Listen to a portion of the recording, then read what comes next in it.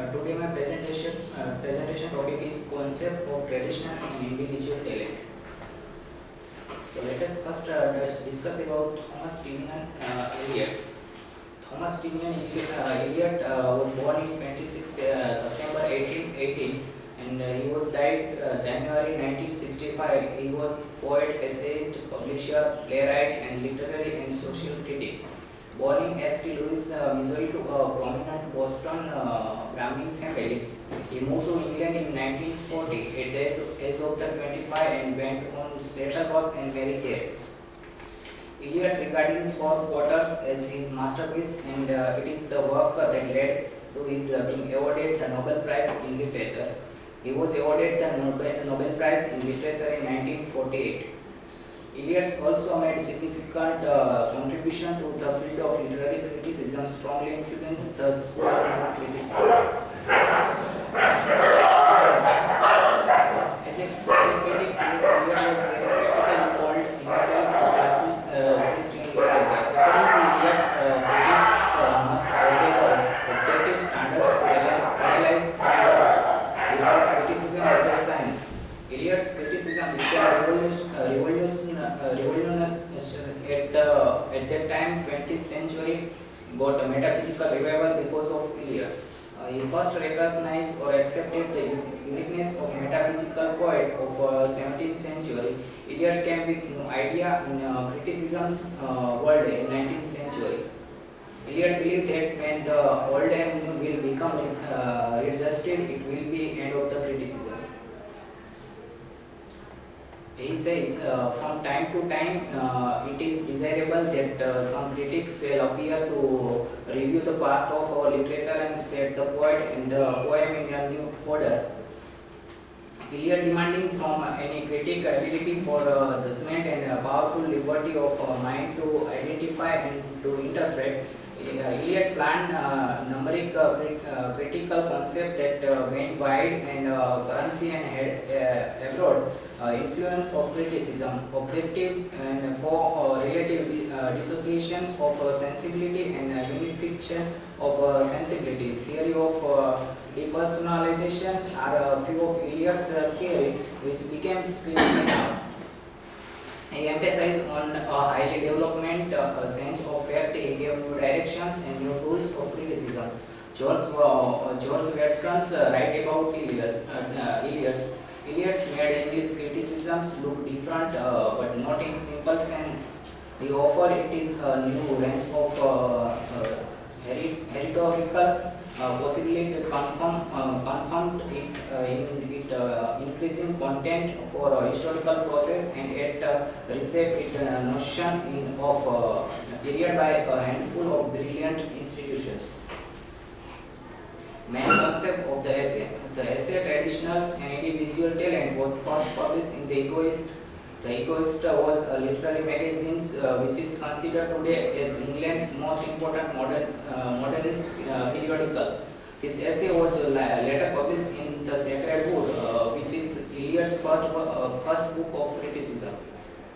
This essay is divided into the three parts: the concept of traditions, the theory of impersonal poetry, the conclusion with a gist that the poet's sense of traditionals and the impersonality of the poetry at complementary things. So let us now discuss about the first concept of traditions. In the first part, Eliot speaks about traditionals. He says seldom, perhaps does the word traditionals appear except in a phrase of censure. It means in English writing they don't see the word traditional in positive way. He says about the Englishman attitude towards French literature. Englishmen have a habit to feel proud on themselves. That is the proud for their creativity and more for their less critically. In France, there is a mass of critical writing. Eliot compared English with French, that French have a habit of critical method and English have a habit of conclusion. He says, we only conclude we are such unconscious people that the French are more critical than we and sometimes even plums ourselves and little with the fact as if the French were less spontaneous. historical sense. Here talk about traditionals and historical sense. He says that if the form of traditional remain only blind occurrence of dead people or ancestor, then it would be lost or such traditionals should be destroyed. This word carried carries much wider meanings. According to Eliot's, in every traditionals also there is a bit of novelty, and he says traditional is a matter of much wider significance. It cannot be inherited, and if you must obtain it by great labor. It involved in the first place the historical sense. This historical sense is inevitable for any poet, and with the historical sense, they should have perceptions about presence as well as about its pastness or past. His historical sense forces men to write not only with his own generations but with the whole age of the English literature. Historical sense make a poet to feel that the whole of literature from Homer and the whole of the literature of his own generation has a simultaneous existence. It harmonizes to different things. Timelessness and temporality in a poet's work. This make a poet traditional. Second part of the theory of impersonal poetry. In the second part, Eliot tried to define the process of depersonalization and its relation with the sense of traditional. The main aspect of this theory is the relation of poetry with the poet. Eliot says honest criticism and sensitive appreciation is directed not upon the poet but upon the poetry. Eliot says that it is most of the criticism find the name and creativity of poet, but when we seek for enjoyment of poetry, we seldom get it. In this part, Eliot says that the difference between mature and immature poet can be find out by liberty of special and very varied feelings that can enter into new combinations.